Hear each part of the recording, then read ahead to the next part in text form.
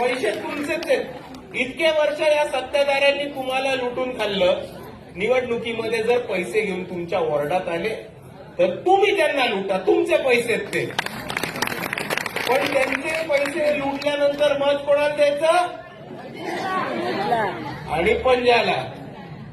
आपल्या प्रभाग क्रमांक 8 मध्ये 4च्या 4 उमेदवार हे काँग्रेसच्या पंजावरती उभे आहेत आणि प्रभाग क्रमांक 7 मध्ये 4च्या 4 उमेदवार हे वंचितच्या सिलेंडरवरती उभे आहेत.